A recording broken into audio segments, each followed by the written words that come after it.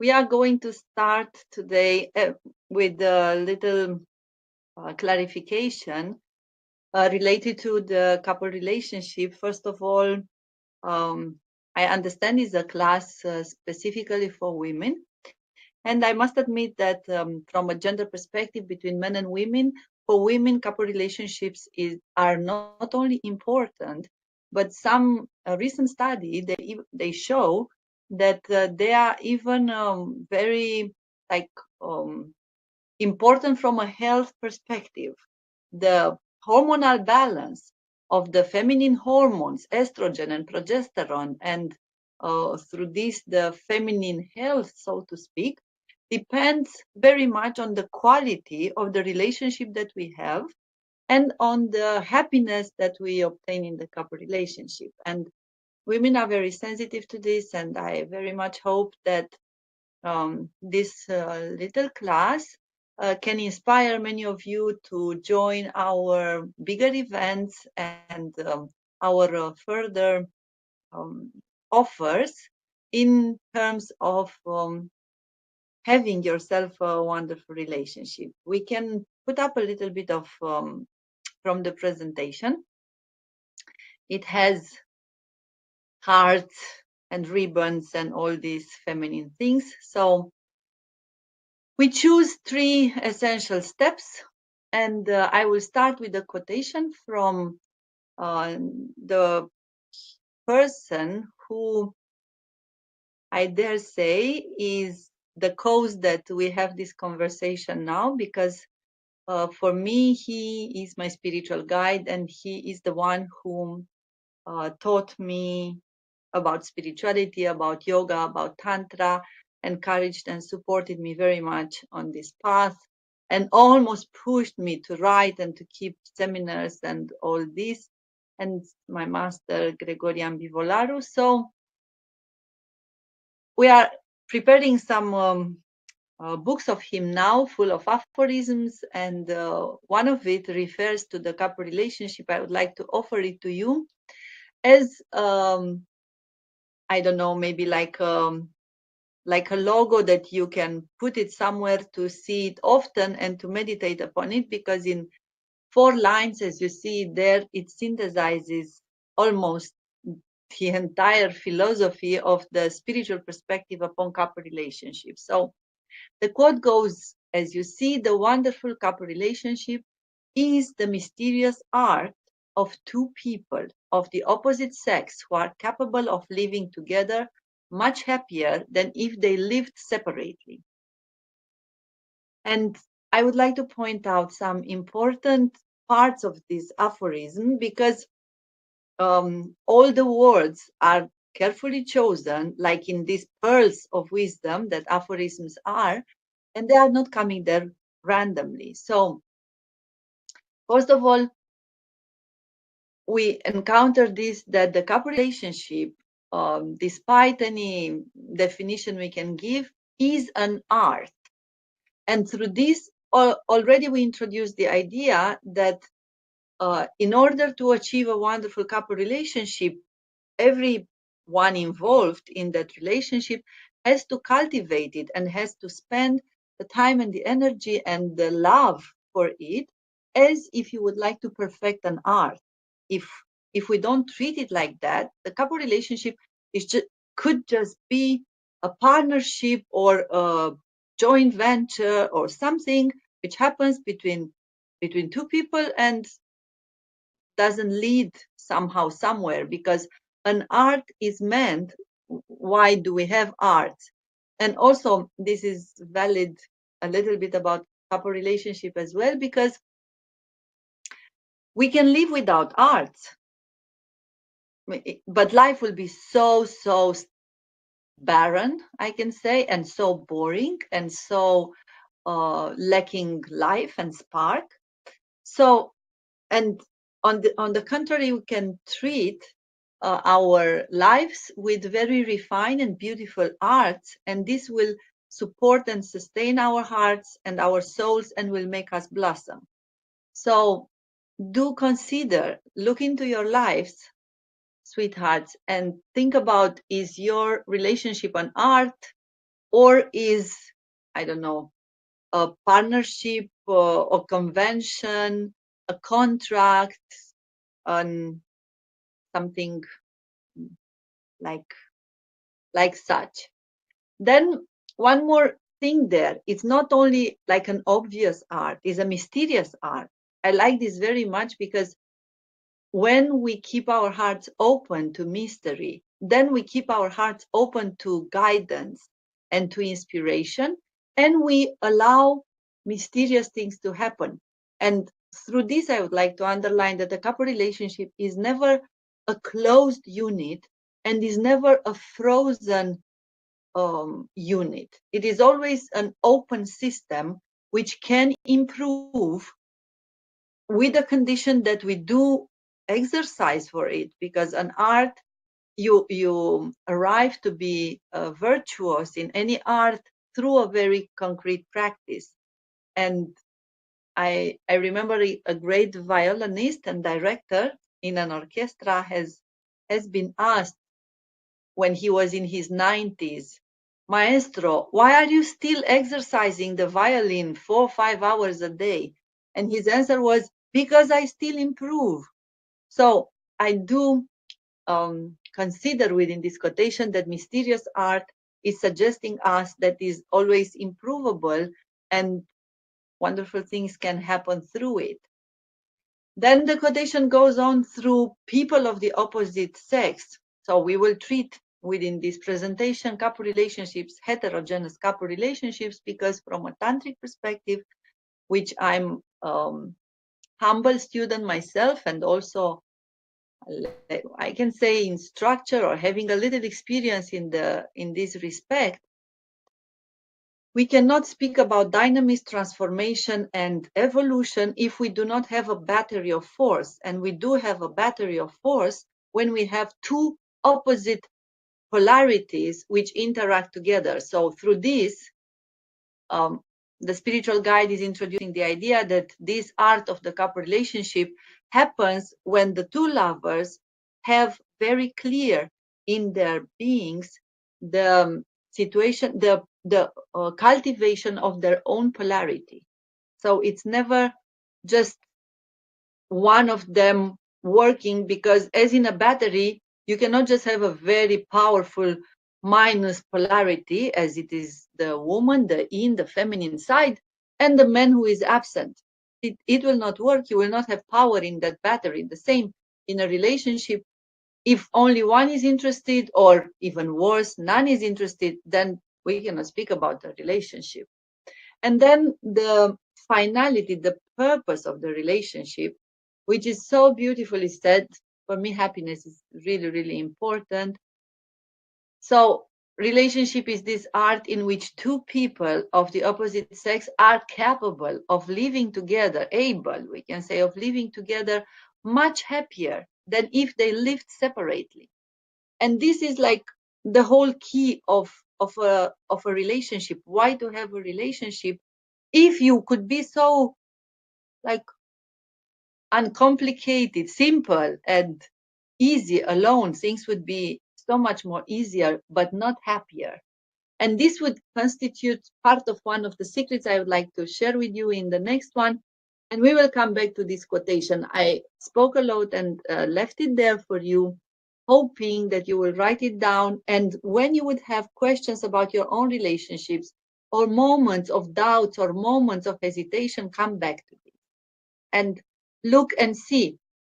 Maybe you will have lost your beautiful perspective that the couple relationship is like an art, or you have lost the polarity. You try to play each other's role and mess up who's the man, who's the woman in that relationship, responsibilities, and so on. Or maybe you have forgotten to cultivate with all the means the happiness as such. So we move on. And we'll get straight to the point, because I really do hope that I figure out how I get into the chat. Maybe you have questions, or maybe Carly will help me.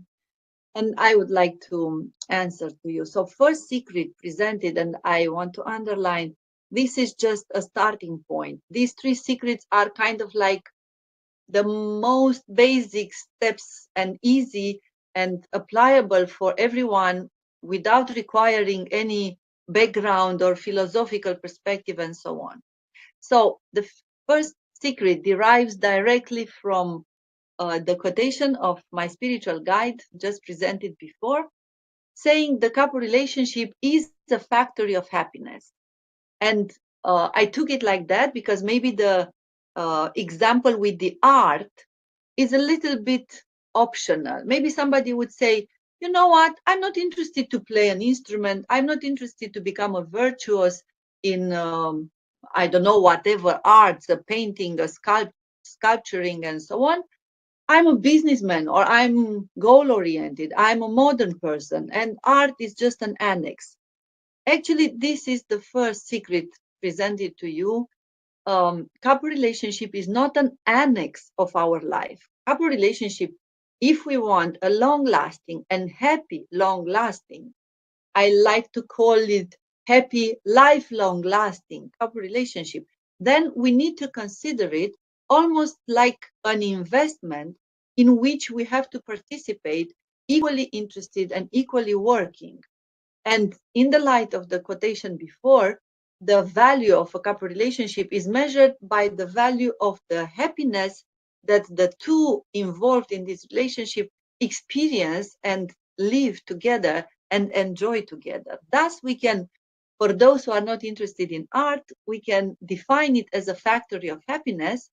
But attention, um, there are many angles to look at this factory. First of all, the two lovers are not the owners of this factory. The owner of the factory of happiness, the owner, the ultimate background, the one supporting any couple relationship will always be the supreme reality.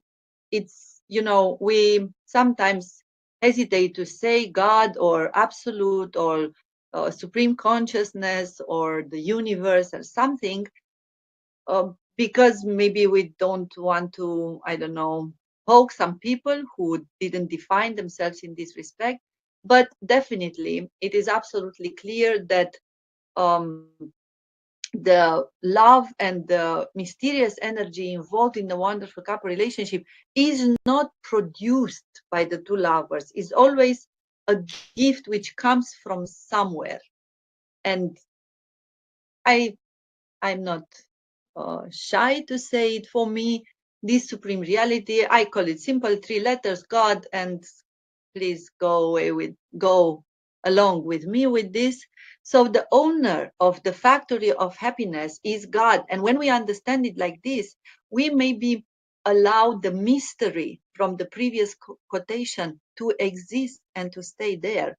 Because when the owner and the last, basically the owner is the last one to decide in respect to any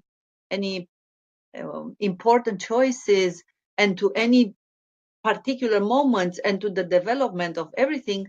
So putting our faith and hope and prayers for the true owner could very, very much help a couple relationship.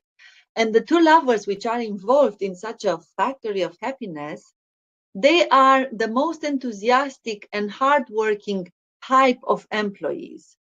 So this means they both are somehow on equal positions, both in terms of responsibilities, but also in terms of participation and in terms of offering their time and dedication. So, and when I say factory, now, if you want to go away from the example with art, saying, okay, my life is too busy to have time for art, if you want to have a healthy and happy life, then do consider, be serious in your factory of happiness and longevity. All the statistics are totally clear that married people, people which are involved in a relationship, people which have a wonderful couple relationship, they live longer and they are much more happy than the others. And in this respect, exactly as we would expect from participating in a factory, being employees in a company, that everybody gives the best, this should be included in this factory of happiness. Everybody gives the best, and participates on equal basis and puts the enthusiasm and puts the dedication for this. And then, of course, like in any factory, like in any company that somebody would start, you need an initial capital. And this initial capital is the wonderful and most amazing and mysterious gift of love. And when love that we have for each other, we actually understand that it doesn't come from the other one, even if it is associated subconsciously by us, because my heart is so full of love when I see him precisely, when I am near him, and so on. Do please transform this perspective and always have the big picture in your heart. Love always come from God. It is not, and is just transiting through us. And basically, when two people form a couple relationship because they open their hearts and fall in love together, we even say we fall into something, which we don't say I fall in you, or unless we want to use a metaphor, but we do understand that this love is somewhere awaiting us to be discovered. So this initial capital of the factory of happiness is the love that we received as a gift from God. And exactly as in a company, we should take care of the capital and, do the math all the time, and then um, come always with refreshing this capital and taking good care of it, not spending it in like for nothing, but investing it in the good actions of that company, for example, then we would prove worthy to have a very beautiful factory. And then one other aspect which should be applied in this metaphor, that the wonderful couple relationship is the factory of happiness, is the fact that, first of all, both lovers, hardworking employees in this factory, should have periodically a general assembly, exactly like in a company, in which they would evaluate how is it going in this company that produces happiness. And exactly like there is this general assembly which is watching what's going on with the capital, how it is invested, how it's producing back what is supposed to offer back, and all these kind of things. Periodically, the lover should evaluate the level of happiness. And definitely, exactly like in a company, they could be ups and downs. In a relationship, there are always ups and downs. But on a given period of time, long enough, but not a 25 years long lifetime, but within a year, within half a year, that would be at least, not every single day, they would it would be very advisable the lovers to evaluate on a very friendly and on a very equal and respectful and full of let's say goodwill, evaluate the production, seeing. And honestly, if in 1 year and 2 years and 3 years you do not see that the relationship grows in the production of happiness, they should really reconsider what is going on there and what's happening with the capital and with the workers, who's like responsible for the situation. And also, this approach that the couple relationship is a factory offers to the lovers the understanding that the relationship should be taken maturely, with a mature approach, focused upon solving, transforming, evolving. I could say that this is kind of a good scheme for this factory of happiness, as it is a good scheme for personal evolution of each and every one of us, with ups and downs and tests and moments of hesitation. When you are in a factory, you don't imagine, even if you take a job for which, for example, we look so much to find the Mr. Right there, then we find him finally, and then we start something, exactly as you get into a job that you work so much to, with many interviews and um, CVs and preparing yourself for that, enter there, and then you have a bad day, and then you consider to quit. That would be unacceptable, for example, for anybody mature enough to be part in a relationship, but to be part in a company. But unfortunately, it happens so much in relationships. People quit and give up to the first signs of disharmony, to the first bad weather, you can say like that, to the first very minor things. While, for example, if they would be the two associates in a factory, in a company, they will not give up to the first fluctuation of the stakes or of the general market, or I don't know how it's called this in the business. I'm not so business oriented, but I like very much this kind of model, because then it is kind of showing two associates are serious in a company when they participate together. Two associates do pay the needed work for that company. Two associates enjoy the benefits together. Two associates are mature and they don't imagine these fairy tales. And I will come back to the fairy tales that we are manipulated through movies and through all this mass media, the fairy tales or of happily ever after. You just have to meet and find the right prince charming mounted on a white horse, and that's it. And with this, you know it appears in the movie, and they have lived happily ever after. That it doesn't exist, sweethearts, which are there, please do believe me. I should have put this as a secret. It doesn't exist happily ever after. It exists working in your cup relationship factory. In If you work and participate and cherish the initial capital of love and do the necessary sacrifices even for it, you will have a lot of production of happiness. Else, movies finish exactly when they're supposed to give the solution. And with this, I want to say that limiting your knowledge, your understanding about couple relationship just to the honey dip movies from Hollywood is a really, really bad perspective. Then we move on to the second. The second secret prepared for you today, sweethearts, that listen, says, or it has been really, really difficult for me to um, really pick which to say and which to say in a public seminar and in a free event and all this, and how to pick up from the books I am planning together with my beloved Advaita to write and so on.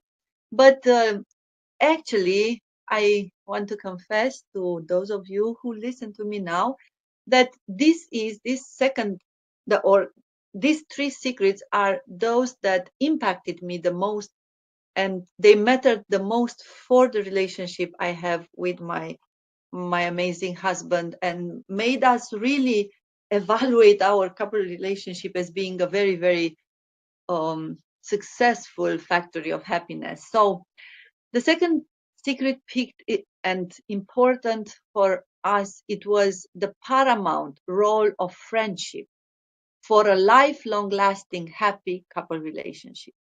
So again, this perspective of friendship, probably you have heard this recommendation, this advice to double your love relationship with a very strong and supportive friendship. But maybe you didn't know how, but I'm very, very sure, even those of you who are single, even those of you who are heartbroken, those of you who have had dramas and traumas and all kinds of things have happened in your lives, I'm very sure that you do have a best friend which could be same sex or sex, opposite gender, it doesn't matter. But I'm very sure, and I do hope that all of you have this knowledge about how a true friendship is. And such a true friendship, for example, it is never hastily rushing into conclusions and into something. We are, when it comes to friendship, very mindful and also, I dare say, very heartful to whom we offer our friendship. We start like cautiously looking, pondering, seeing, um, mm, touching each other somehow within this, until we finally decide to give our friendship, which means that we give our heart in that friendship relationship, and many times is one and forever. I am blessed, a blessed person, to have friends which are together with me since we were children or teenagers, and growing in this friendship in a way that time and space doesn't consume it. And in the moment that you manage with so many tools, and about all these tools and techniques and methods, we are speaking in our 1 week long camps about couple relationship, but so far every one of you can look into your friendship relationships and think about how you are act in that friendship. What is what you share? What is what you offer in it? What is what you expect? And you will see that, for example, such an easy example, you offer in friendship, once you gave your friendship to somebody, you offer a very powerful background of trust. If you would have a date, a meeting, we don't call it a date. If you would have a meeting, a rendezvous with your best friend, and it happens that the best friend is late, 20 minutes, 30 minutes, an hour, you don't freak out sending 100 SMSs and Vibers and chat and whatever means of communication, Facebook and other messages you send. Where are you? How can you do this to me? It's last time when I'm waiting for you. All kind of mean things. You would eventually stay there. First of all, you would give a lot of credit to your friend, and you will wait patiently, and you will be very happy when finally he or she turns up. And the first thing is not that comes into your friendship heart is not to shout, "Why are you late? Where have you been? Why did you let me wait?" You will be very like positive, saying, "I'm happy that you made it." And you will be welcoming to see what has happened and how is it, because from beforehand, you would give the credit of trust to your friend, that unless it is a very good reason, he or she would not do such a thing to you, because you are friends, aren't you? So if you cultivate this basis of trust and friendship, many bumps on the couple relationship will be so easily solved. And also one other thing, in a friendship, we easily are focused on cultivating, on offering, on understanding, and on trust. And we are less, if we are good quality friends, of course, less interested in demanding or imposing or setting up rules. If you don't follow this and this and this and this, then I don't want to have a friendship with you. We normally have this uh, greatness, nobleness of the heart to allow the friendship grow in its own rhythm and to take its own shape. Please do understand that every single couple relationship has its own rhythm and its own shape, and we cannot push it, we cannot confine it in a certain background, in a certain frame, we cannot impose things upon it, we cannot pull it exactly like pulling the leaves of a plant to grow faster. It's an organic unit made by the two lovers together in a couple relationship. And also, we start from this premise that our dearest friend is always on our side. I spoke already about this basis of trust and basis of support.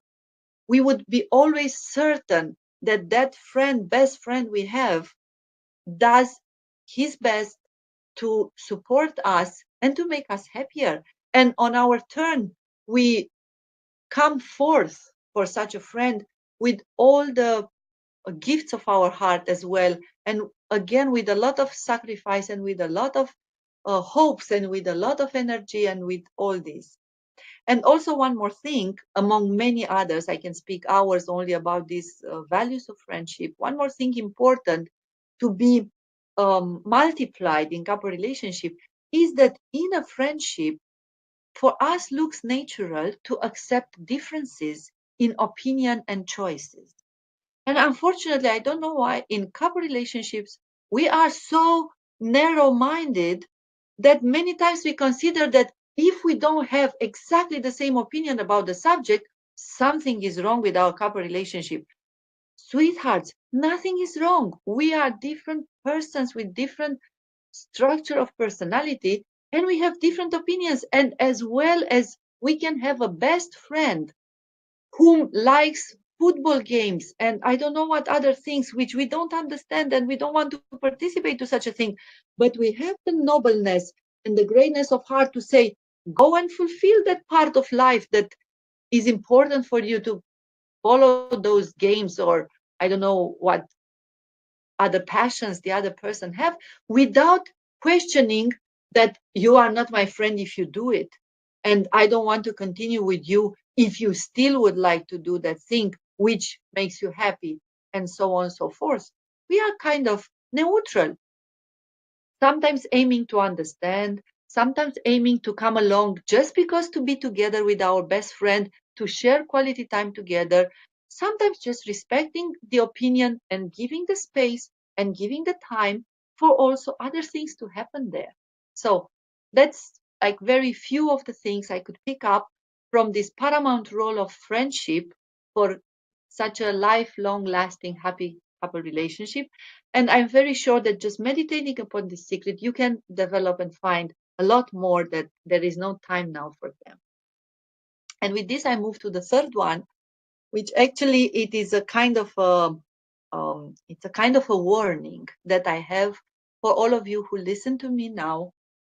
So the secret number 3, it is the fact that as long as you will keep the eroticism, the erotic relationship that you hopefully have in your couple relationship, because else we don't speak about couple relationship if you do not have a strong erotic interaction. So as long as you keep this erotic relationship in within your couple on an instinctual level, meaning you don't do anything to cultivate it, to transform it, to give it a purpose, to really learn about it, to lift it about above an instinctual level, I am very sorry to tell you, but very honest to tell you, that your couple is doomed by what we call the genetic curse or the genetic doom. And I invite you to read the materials in this respect. There are tens of books nowadays, even though neuroscience has discovered quite recently why couples separate, why couples which are starting in such a good terms, with such a powerful attraction, with such a flamboyant relationship and eroticism and so on, is fading away. And in 2, max 4 years, their attraction is gone, their passion is gone. And unfortunately, having left nothing to share except this passion, which now is extinct, the couples break up. So all these researches say that biology, the great mother nature, God in his unauspicious hypostasis, has a secret plan for our life as human beings and as living beings. So biology has a secret plan for all living creatures. And this plan is not to make us happy, but to make us immortal through passing on our genes. Biology and the great mother nature work for the species to survive through procreation. And for this reason, for example, throughout evolution on our dear planet Earth, there are 4,260 plus species of mammals discovered so far. Less than 10 species are monogamous. So this idea that happily ever after and I found the Prince Charming and now everything is pink and forever lasting, it is genetically doomed, because none of these species is sexually exclusive. Even if there are some prairie voles, I think they are called, they are kind of some field rats, to put it more simple, which are monogamous, and then there are some birds also which are monogamous, and you can check it up. It's very easy nowadays to find out which are the mammals who are monogamous. Even though that they are monogamous, just the two of them together, they still fool around, and they are not sexually exclusive, meaning they don't have only one sexual partner throughout their entire life. They still mingle and mix up some genes in order to get better offsprings. So knowing that this is our genetic imprint and programming, happily ever after is a fiction if, and here is the secret, the biggest secret maybe, that happily ever after is a fiction if you keep your relationship entirely, but especially the erotic part of your relationship, the sexual part of your relationship, if you keep it instinctual, believing that, but everything goes by itself. I'm getting aroused, here is how it goes. It stands up, it's getting moist. They find a modality to get together inside each other, rubbing there nicely. A lot of pleasure for all of us in the beginning. Would you see this same pleasure and interest and everything in 28 years from now?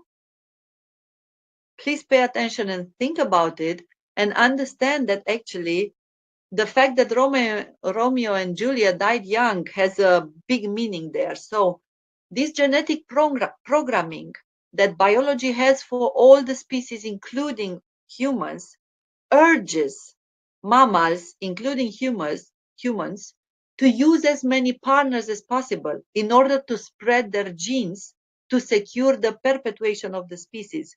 And this is called nowadays into behavior studies fertilization-driven sex, meaning a sexuality which is based on the instinct to fertilize the partners.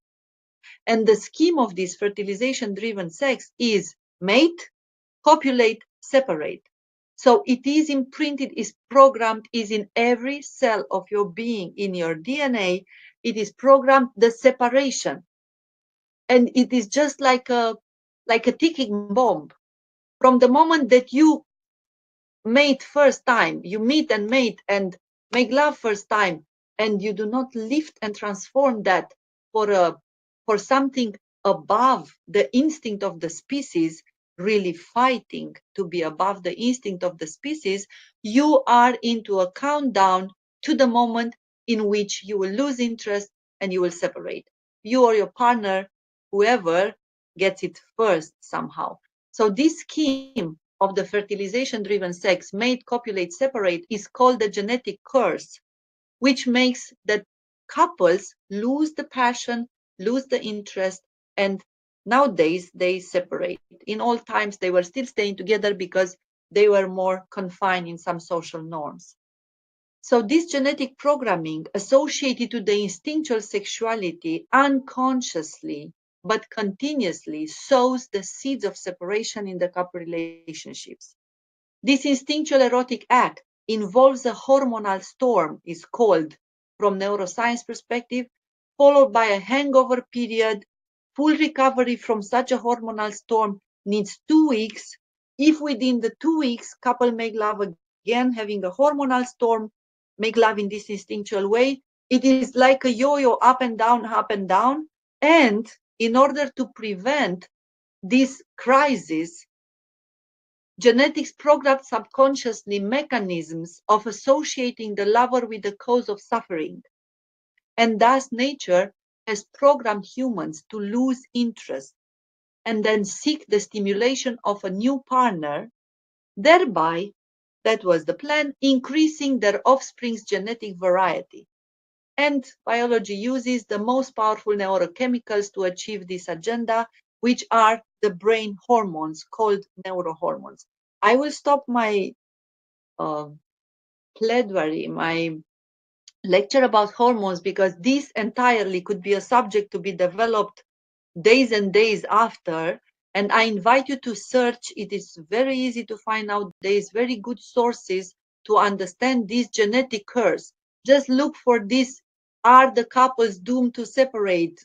Google about this and you will find very, very good books about it. I especially recommend one which is called Peace Between the Sheets, and another one called This Is Your Brain in Love, and all kind of studies about the powerful neurochemicals involved in this.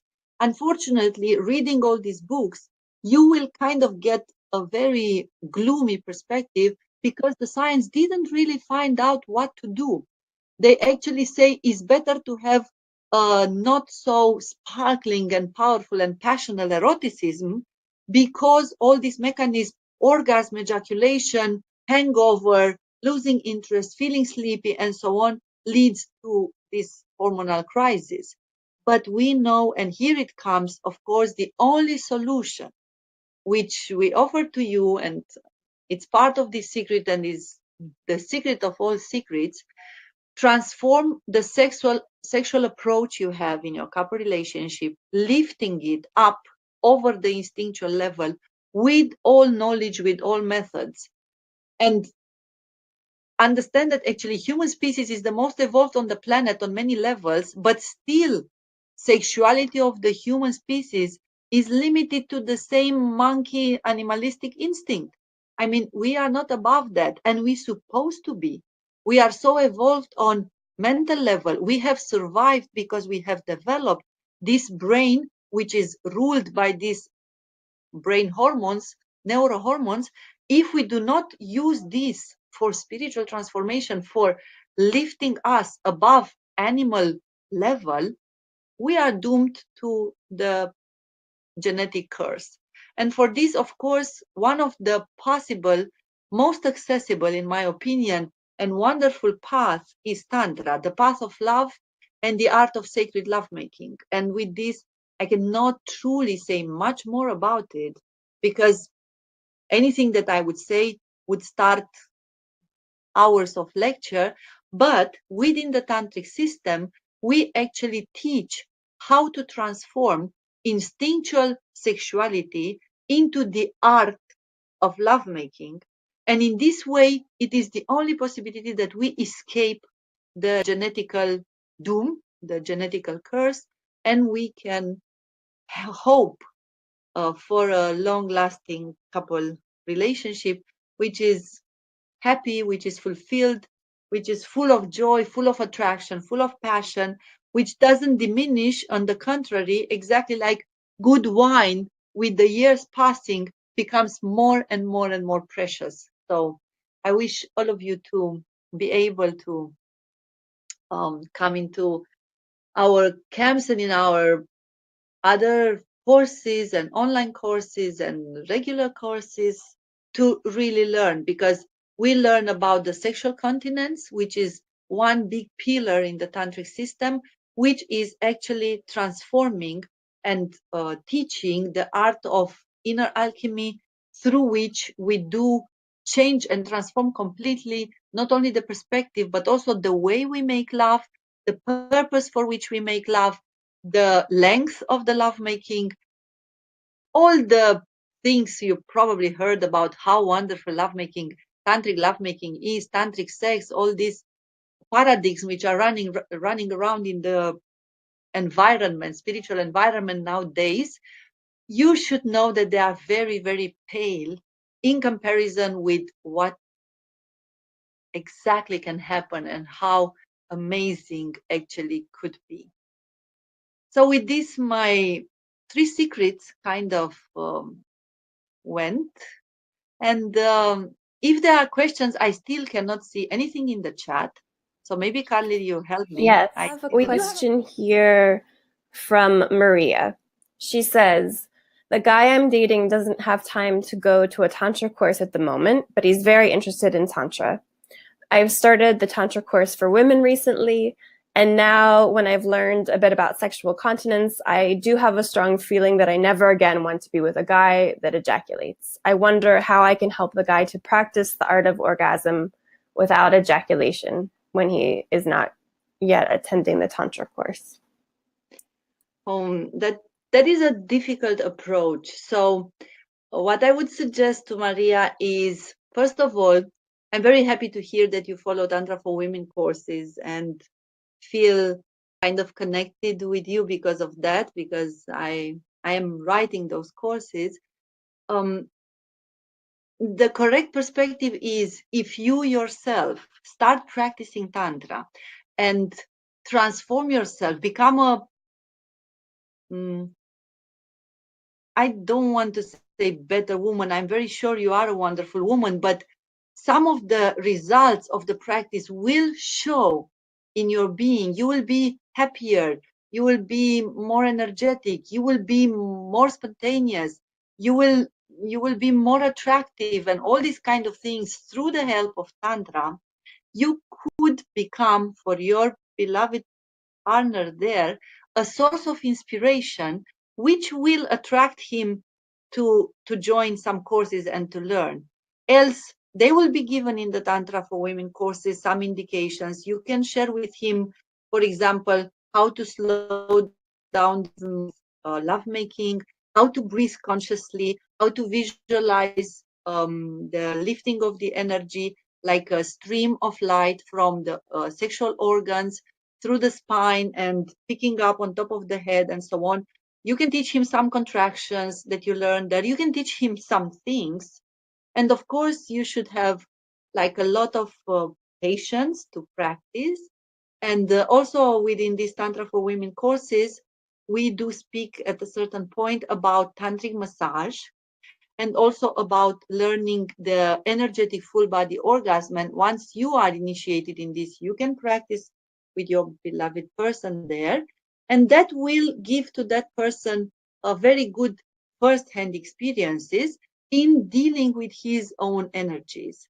So in the same time, I dare say sexual continence, it's a very difficult, but also a very simple thing. Depends on the on the interest. If he is truly interested, and if we say in Tantra that the biggest happiness of a tantric lover is to make his beloved woman, if he is a man, or his beloved man, if she is a woman, the most happy.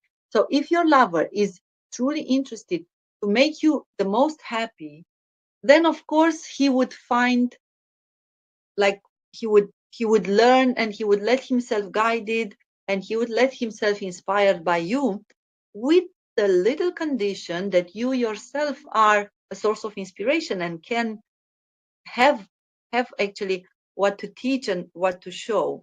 And this is such an art in itself, because the last thing to do is to go home and say, look, I will teach you something today, pay attention.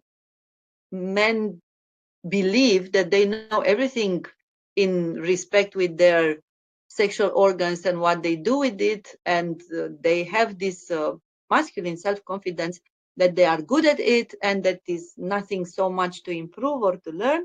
So you should find that very sweet way how to suggest, how to lead, how to inspire without being nagging, without being, pressing him in any way, mostly through sweet teasing and, yeah, with all these tantric tools. So, Maria, I'm very sure you are on a good track, because if you follow the Tantra for Women courses, slowly you'll learn about all this.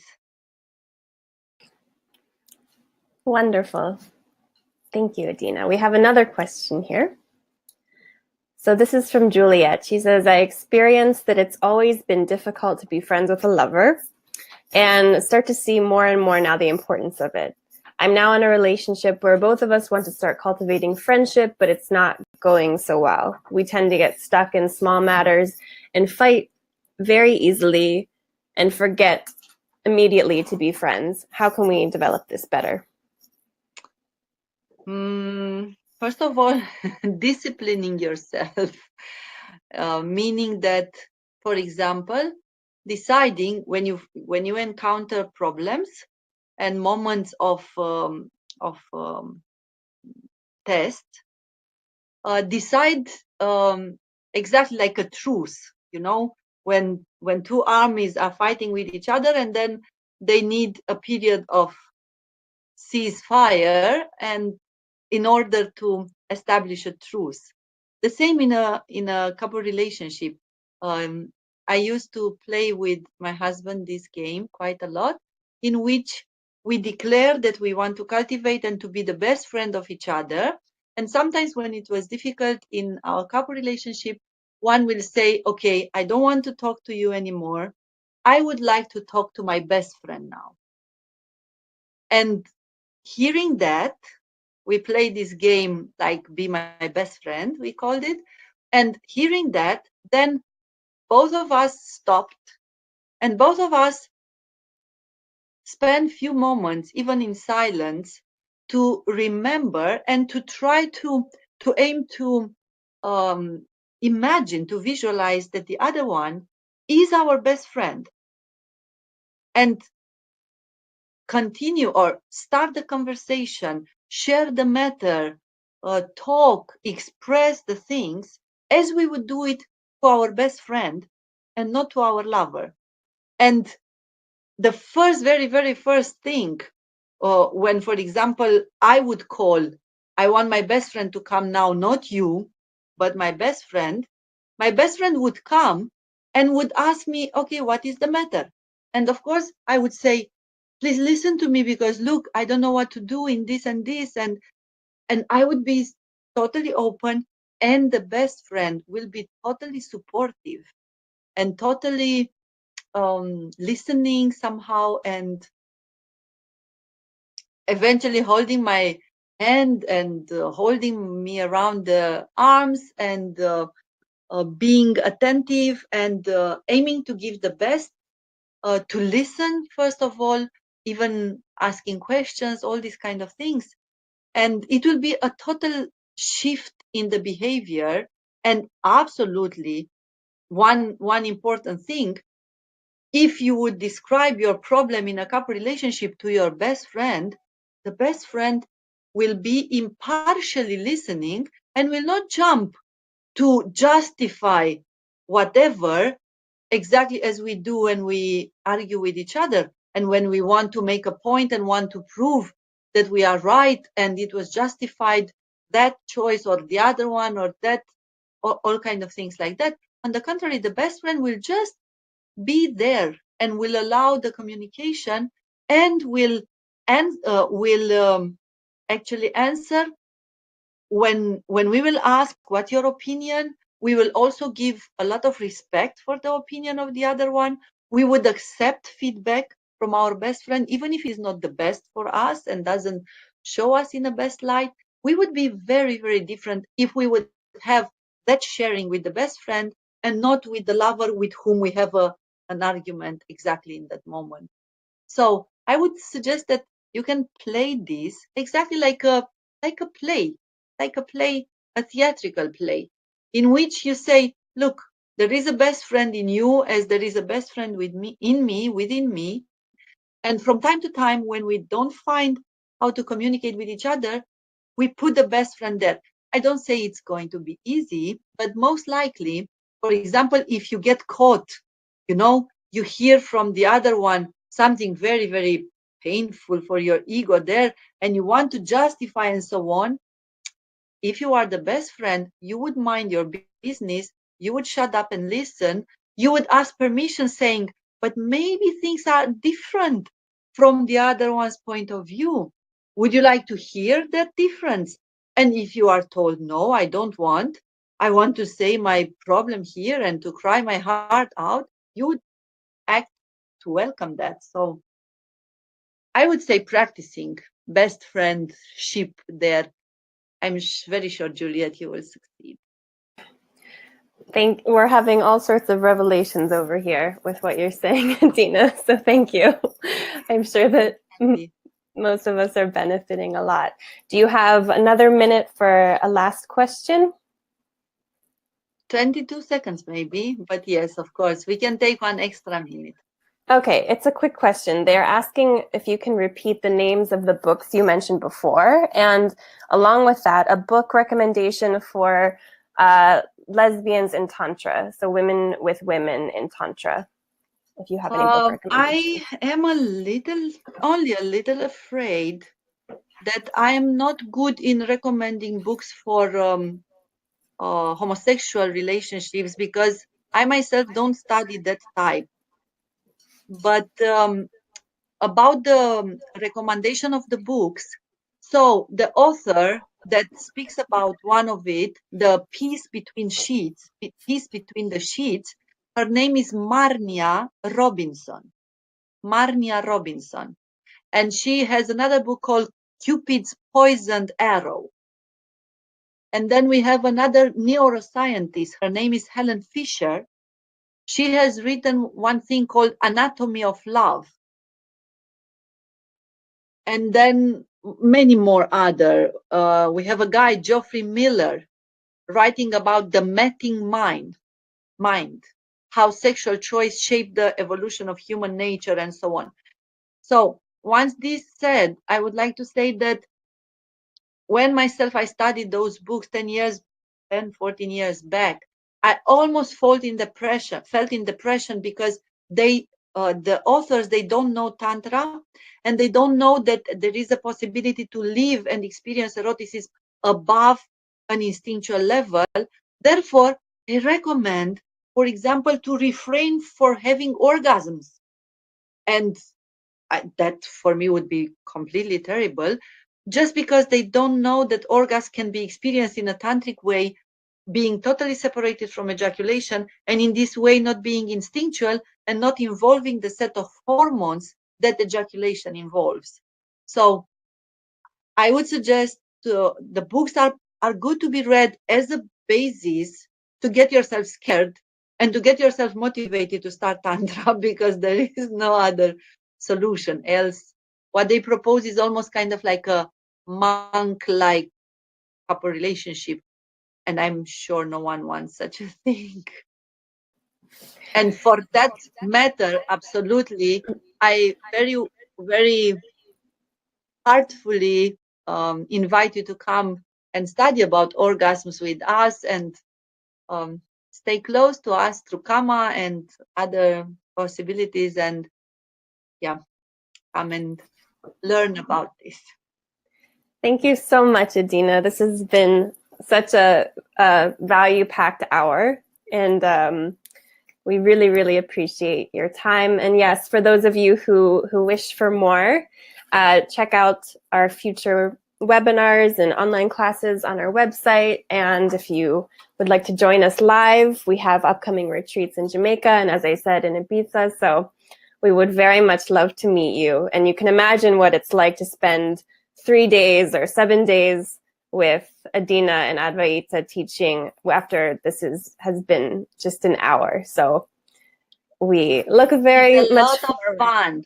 It's yes. A lot of fun. And I just want to say that we just came back from a wonderful couple retreat in Thailand that Advaita and myself held in Thailand with another agency, not with Kama, but with our Tantra school there. And in a place there, I found exactly on the table, it was carved on the table where we were having the drinks in a beautiful sunset and so on, big letters saying, if it is not giving fun, you don't do it right. So if it is not fun, you don't do it right. So I would like to say that we do really apply that in our meetings and in our camps and in our retreats, and they will be full of joy and happiness and fun. Yes. Thank you so much. You're very welcome. I wish all of you all the best, and I'm happy we were together and hope to see you. And good evening, good morning, goodbye, everything.